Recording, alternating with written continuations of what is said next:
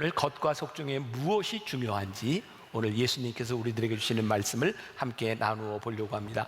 오늘 여기에 등장하는 서기관들과 바리새인들, 그들은 잔과 대접의 겉은 깨끗하게 하였는데 그 속이 더럽게 썩어 있었다.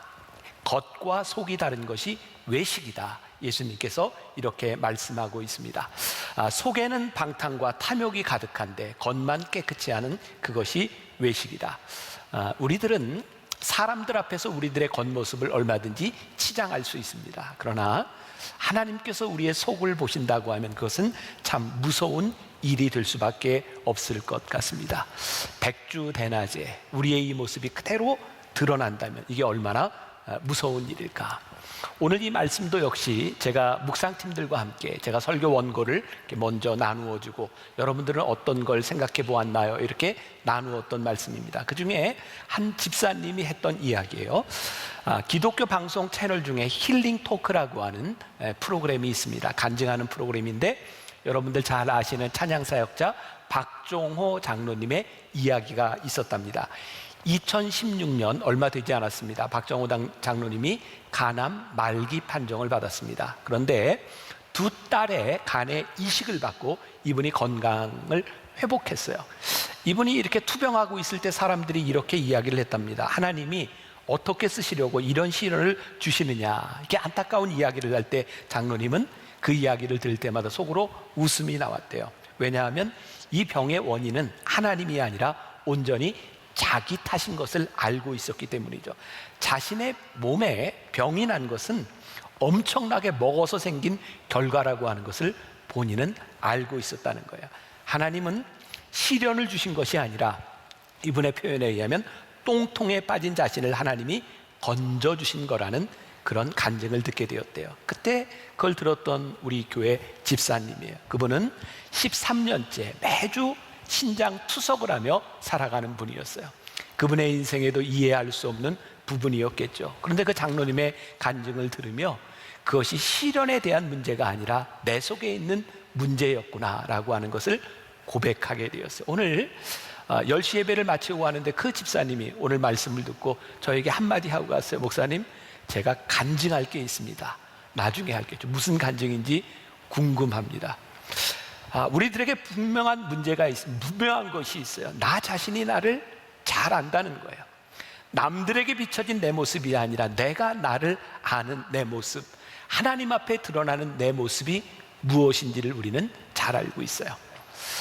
저는 목사로서 제가 한 가지 노력하는 것 중에 하나가 무엇이냐면 제 겉과 속이 가능하면 다르지 않았으면 좋겠다. 그 방법 중에 하나가 제 속에 일어나고 있는 일들을 다른 사람들이 볼 수 있도록 오픈하는 거였어요. 그래서 저는 이메일도 제 메시지도 어떤 것도 비밀로 하는 것이 없이 다 열어놓고 누구든지 볼 수 있도록 그렇게 살아갑니다. 저는 굉장히 오픈된 삶을 살고 있고 겉과 속이 그래도 비교적 같은 사람이다 이렇게 생각을 하고 있었어요. 근데 오늘 말씀을 준비하는 중에 가만히 제 모습을 보니까 제가 스케줄도 오픈하고 메일도 오픈하고 다 오픈하는데 문제는 제 속에 이건 감추고 싶다는 내용들이 저에게도 있다는 거예요. 물론 제가 여러분들보다 낫겠지만 제 속에도 여러분들 가운데도 우리들 모두에게는 이런 문제들을 가지고 있는 거죠. 오늘 본문 말씀 예수님께서 말씀하셨던 마태복음 23장 25절에 다시 한번 봅니다. 화 있을진저 외식하는 서기관들과 바리새인들이여, 잔과 대접의 겉은 깨끗이 하되 그 안에는 탐욕과 방탕으로 가득하게 하는도다. 여기서 잔과 대접은 이 바리새인과 제사장들이 정결 예식을 행할 때 쓰는 도구들이었습니다. 정결 예식에 사용되는 이 대접과 잔을 깨끗하게 하는 이유는 무엇일까요? 사실은 그 안에 담길 것 때문에 깨끗하게 하는 것이 아닐까요? 그런데 이 서기관들과 바리새인들은 겉에 들어가는 것에는 관심이 없었다는 거예요. 오로지 겉만 깨끗이 하는 자들. 그래서 이 그릇을 기울이지 않으면 보이지 않으니까 겉만 깨끗이 하는 그들을 향해 예수님이 외식하는 자들이라고 말을 하고 있죠. 우리들 주변에 보면 요즘 일어나고 있는 수없이 많은 이야기들, 뉴스, 정치인들, 우리의 모습들, 사람들은 끝까지 자기 속이 보여지기 전까지 일단 부인하고 봅니다. 참 힘들죠. 그것을 보고 있는. 그런데 그것이 남의 모습이 아닌 거죠. 속지 마십시오. 제가 계속해서 우리 교인들에게 하는 이야기입니다. 여러분, 여기서 설교하고 있는 제 겉모습에 속지 마십시오. 목사라고 하는 타이틀에 속지 마십시오. 여러분들이 주변에서 만나고 있는 수많은 사람들, 목사, 전도사, 선교사, 장로라고 하는 그 타이틀, 거기에 속지 마십시오. 우리가 보아야 하는 것은 그 속사람이 무엇인지를 보아야 하는 거죠. 저에게 굉장히 부끄러운 경험, 기억이 있어요. 제가 90년대 초반에 미국에 유학 생활을 할 때 그 미국은 지금하고 참 많이 달랐던 것 같아요. 제가 신학교에 대학원에 들어가서 공부를 할 때 어느 날 제가 공부를 하고 밤늦게 집으로 갈 때였어요. 미국은 제일 무서운 게 교통경찰입니다. 우리나라보다 훨씬 무섭습니다. 왜냐하면 잡히면 벌금이 우리나라보다 훨씬 셉니다. 특히 스탑사인이나 스피드를 위반하면 벌금이 있어요. 제가 운전을 하고 가다가 걸렸습니다. 그때 제가 교통경찰에게 이렇게 얘기했어요. 사실은 내가 여기 신학교 다니는 신학생인데, 그리고 한국 목사인데 내가 이렇게 급한 일이 있어서 가게 되었노라고. 그랬더니 굉장히 의외의 반응이 나타났어요. 그 교통경찰이 진짜 신학생이냐고 묻더니 그렇다고 했더니 그럼 괜찮다고, 분명히 이유가 있을 거라고. 그리고 저를 그냥 보내주었어요. 저 깜짝 놀랐어요. 그때부터 저는 급한 일이 있을 때, 고속도로를 달릴 때 목사라고 보일 수 있는 이 컬러지 셔츠를 입고 달렸던 기억이 있습니다. 그리고 잡히면 교통경찰이 목사냐고 물어보고 그렇다고 하면 봐줬던 기억이 있습니다. 근데 제가 지금 참 부끄럽거든요. 사실 나에게 급하고 중요한 일이 아니라 그 법을 위반하면서 내가 그것을 모면하기 위해서 겉모습으로 치장하고 다녔던 내 모습, 거의 30년이 지난 미국 사회는 더 이상 목회자들에게, 신학생들에게 그런 존중을 보여주지 않습니다. 왜? 이제 겉과 속이 다르다고 하는 것을 알게 되었기 때문이죠.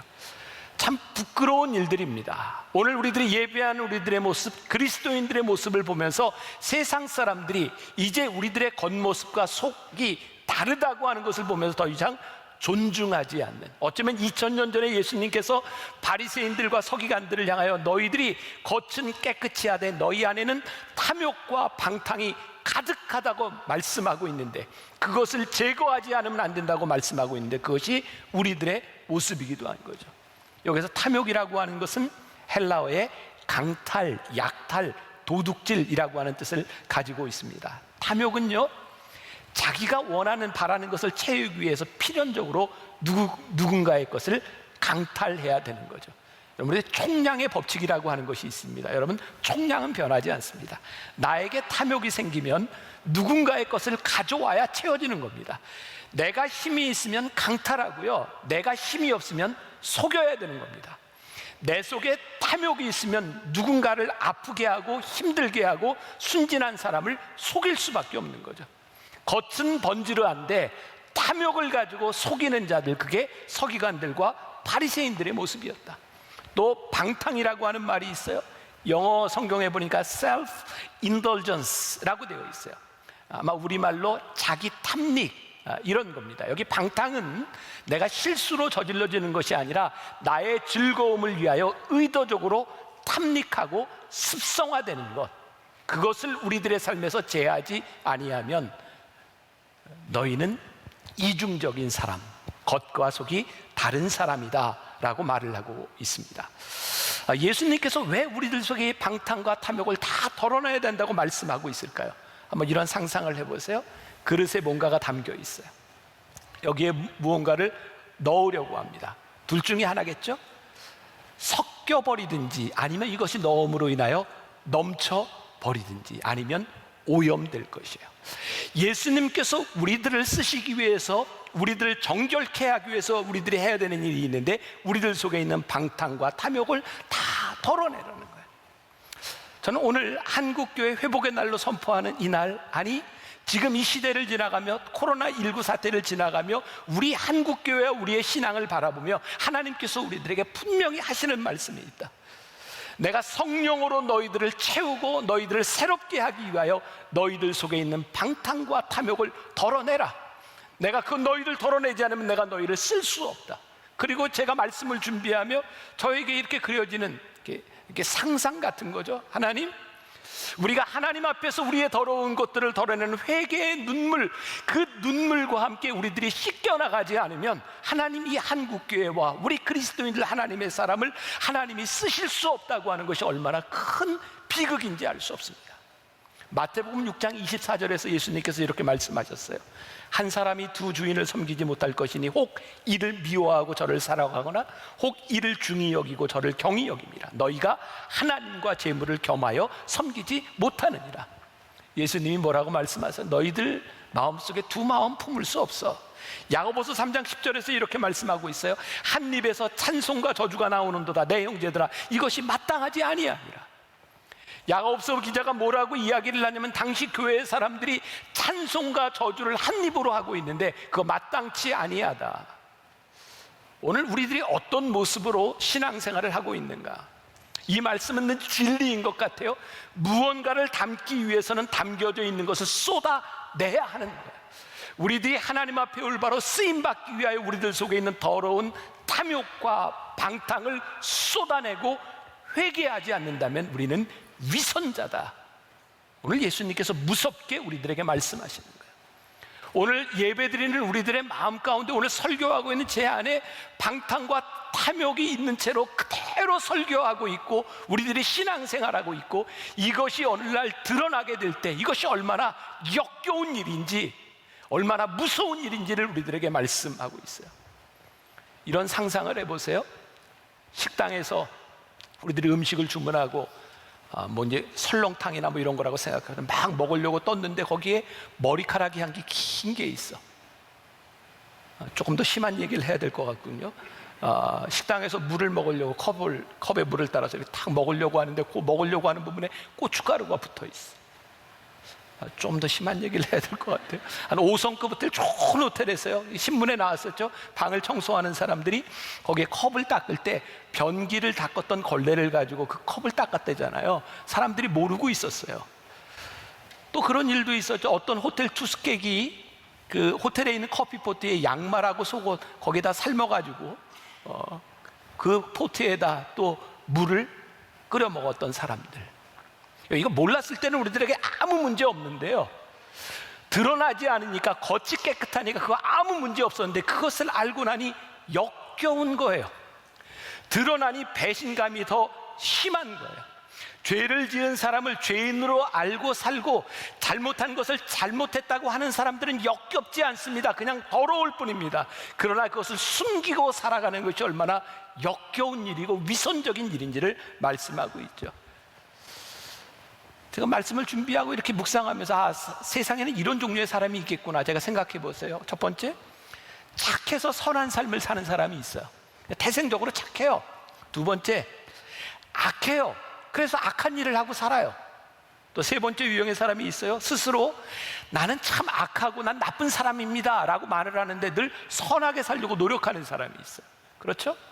또 네 번째, 나는 늘 선한 사람입니다 라고 얘기하는데 그의 삶이 늘 악해요.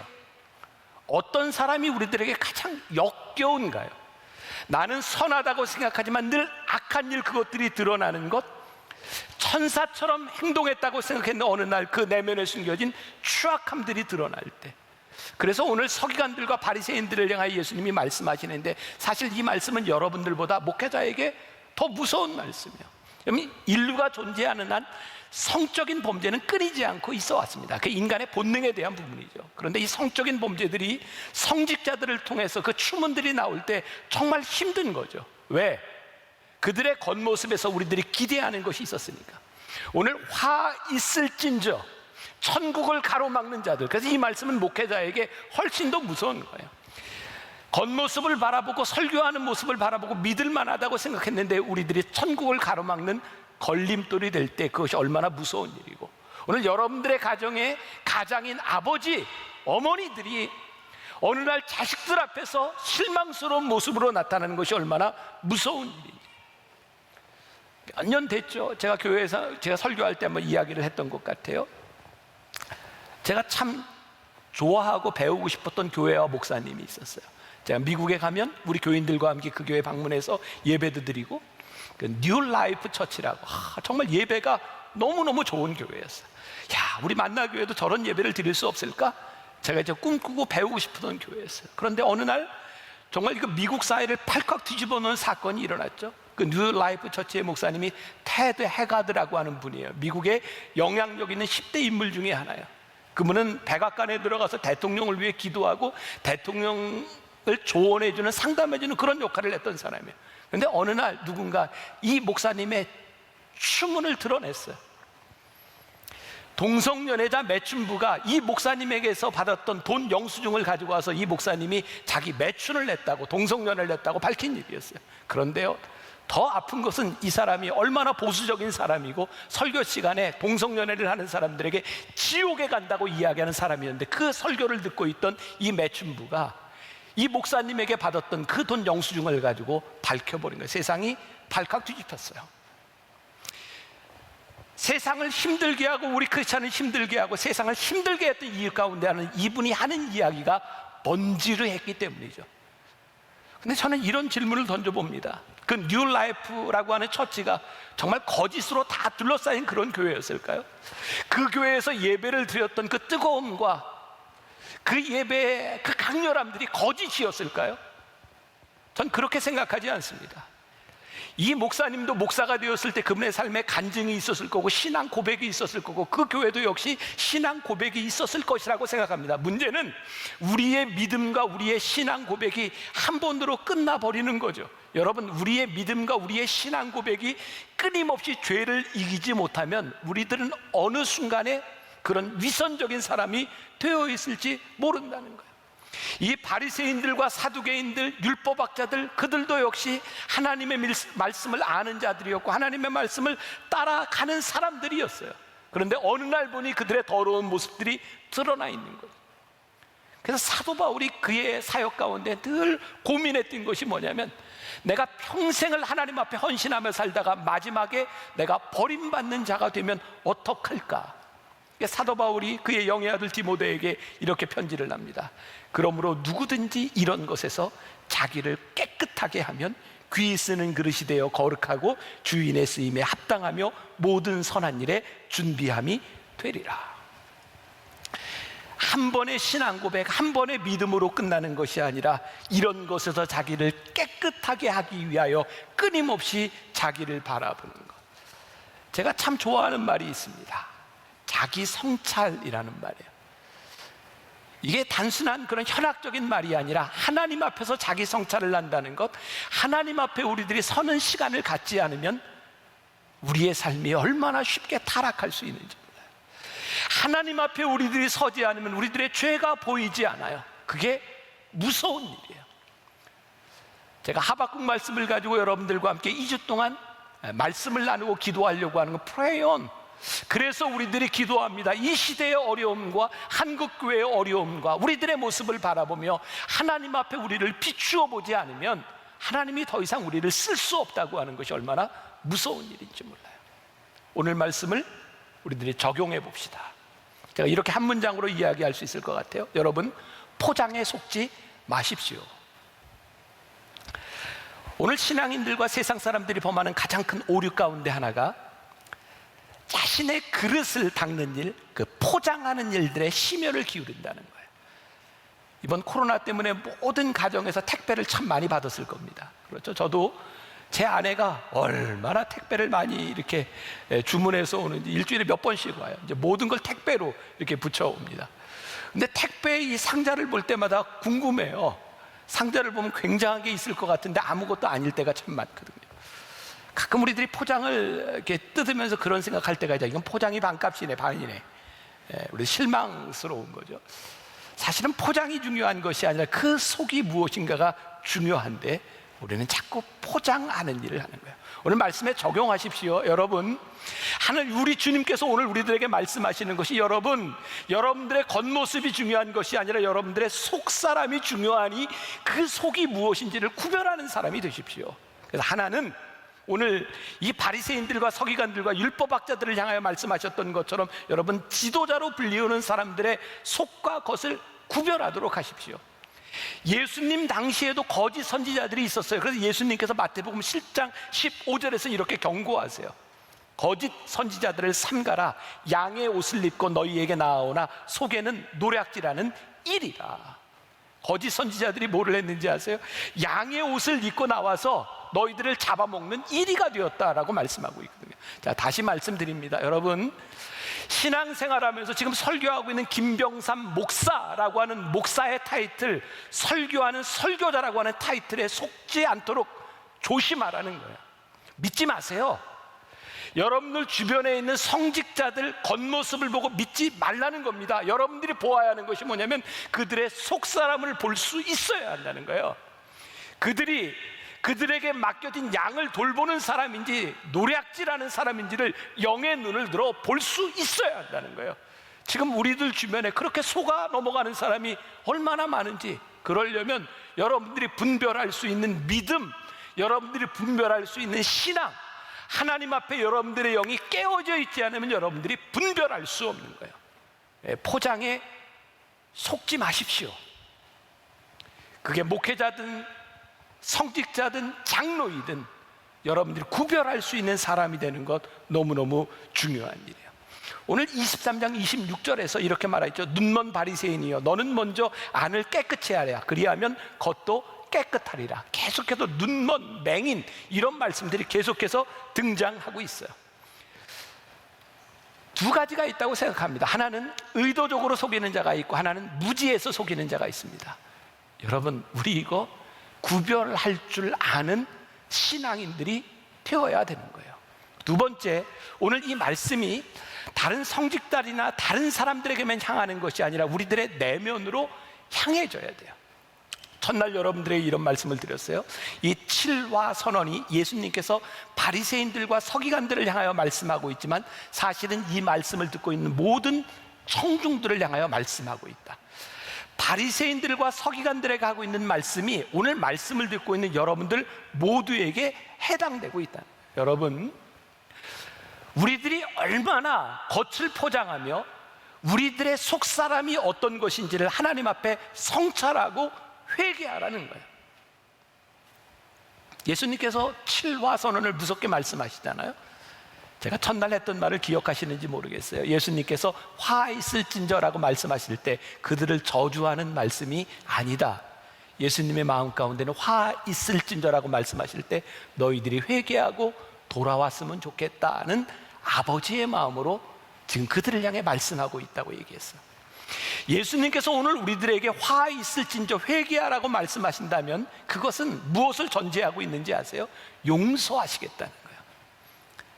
여기 엄마, 아버지들 자식들 혼낼 때 우리들 그런 거 참 많이 했지. 야 임마, 너 뭐 잘못했는지 얘기해, 시인해, 이놈 새끼 라고 이야기할 때 부모의 마음 가운데 어떤 마음이 있어? 너 시인하면 엄마 아빠가 용서해 줄게. 우리가 용서할 마음이 없다면 회개하라는 이야기 하지 않습니다. 용서할 마음이 없으면 포기한 자식일 거예요. 하나님께서 오늘 우리들에게 화 있을진저라고 말씀하시며 회개를 촉구하시는 이 말씀은 우리를 용서하시고 우리를 쓰시겠다고 하는 하나님의 마음이 우리들 가운데 있는 거예요. 회개하고 잘못을 인정할 때 깨끗한 그릇이 되고 깨끗한 그릇이 되어야 하나님께서 우리를 소명자로, 우리를 사명자로 쓰실 수 있는 거예요.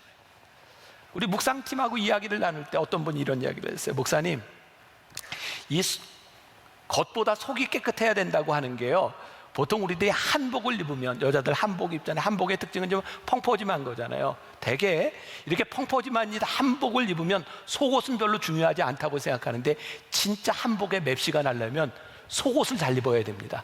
맞습니까? 네, 그렇대요. 겉이 정말 빛이 나려면 그 속이 정말 깨끗하고 그 속을 잘 입어야 된다는 거예요.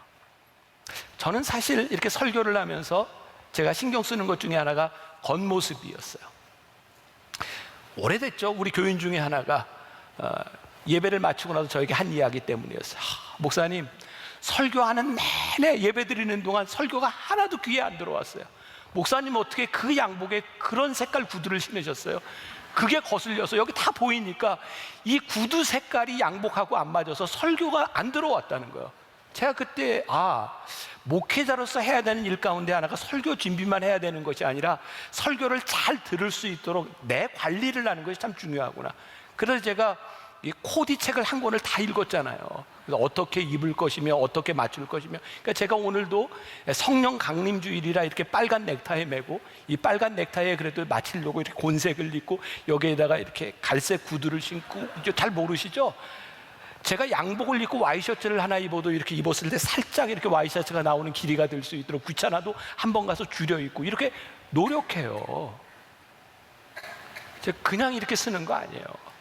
그런데 어떤 분이 그런 얘기를 해서 저한테, 목사님 참 이렇게 노력하는 건 중요한데 목사님 진짜 옷을 잘 입고 깨끗하게 입으려면 겉에 보이는 것이 아니라 안 보이는 걸 잘 입어야 됩니다. 속옷, 벨트, 양말, 그걸 어떻게 입느냐에 따라 신사의 품격이 달라지는 겁니다. 벨트도 아무거나 매는 게 아니라 이런 거 매야 된대.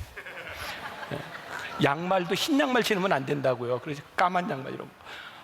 양복을 입었을 때 무엇을 입느냐, 이런 거 굉장히 중요하다는, 그게 품격이라는 거예요. 제가 지금 세속적인 세상적인 옷 입는 이야기를 하려고 하는 것이 아니라 그동안 우리를 보니 정말 그랬던 것 같아요. 겉으로 드러나는 찬송하는 모습에나 겉으로 예배드리는 나의 모습, 봉사하는 우리들의 모습, 그래서 이것이 그리스도인이라고 생각했는데 정말 멋진 그리스도인의 향기는 겉에 우리들이 무엇을 하느냐가 아니라 그것을 하고 있는 네 내면이 어떠한지, 내 모습이 어떠한지, 내 안에 탐욕과 방탕이 있는지 없는지, 그것이 사실은 우리를 빛나게 하는데, 우리들이 그것을 잃어버리고 살아가다가 어느 날 정말 외식하는 사람이 되어 훅 넘어져 버리는 그런 그리스도인이 되는 것은 아니지. 신문에 실렸던 어떤 목사님의 글인데 참 좋습니다. 제가 좀 잠깐 읽어드리려고 그래요. 들어보세요. 그 목사님이 한 집회에 참석한 이들에게 이렇게 물어본 일이 있답니다. 신앙생활하기 참 어렵지요? 신앙생활과 자전거 타기 중 어느 것이 더 어렵다고 생각하시나요? 뜻밖의 질문을 받은 이들의 표정은 비슷했습니다. 대부분 생뚱맞다는 표정이었죠. 신앙생활을 자전거 타기에 비기냐고 질문이 말이 되느냐는 투였습니다. 제가 대답을 했습니다. 저는 자전거 타기가 더 어렵다고 생각해요. 자전거는 페달을 계속 밟지 않으면 넘어지거든요. 대번에 티가 나거든요. 그런데 신앙생활은 열심히 하지 않아도 별로 티가 나질 않아요. 그런 점에서 자전거 타기가 훨씬 어려운 것 아닐까요? 그제야 공감하겠다는 듯 빙긋 웃으며 고개를 끄덕였습니다. 굉장히 공감했어요. 여러분, 우리가 신앙생활을 하다가 잠시 쉬어도 쉽게 표가 나지 않습니다. 이미 직분받은 거 가지고, 내가 그동안 해왔던 거 가지고 우리들을 얼마든지 포장할 수 있습니다.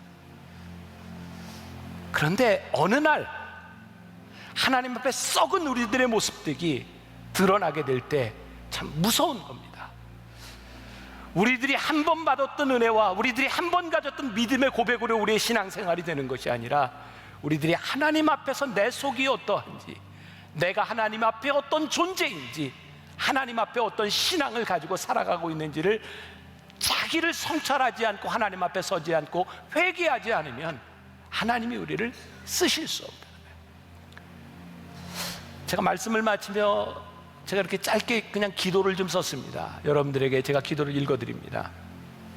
주님, 무엇보다 우리의 겉모습보다 속사람이 우리 앞에 정결하게 서기를 원합니다. 우리의 죄를 가지고 나와 변론하자고 하셨습니다. 널리 용서하여 주시리라 말씀하셨습니다. 부끄럽고 힘들지만 담대히 주님 앞에 우리의 더러움을 가지고 나올 수 있는 용기를 주옵소서. 회개가 한 번으로 그치지 않게 하시고 주님 앞에서 우리를 돌아보는 신앙의 페달이 멈추지 않게 하여 주옵소서. 행여나 표시가 나지 않는다고 멈춰버린 신앙의 여정 가운데 죄악이 흘러나오지 않도록 하여 주옵소서. 행여나 지금 예배드리는 우리의 겉모습으로 인해 가려진 내적 자아가 삐뚤어지고 썩어져 가고 있는 것은 아닌지 두려운 마음으로 살피게 하소서. 오늘 성령 강림절입니다.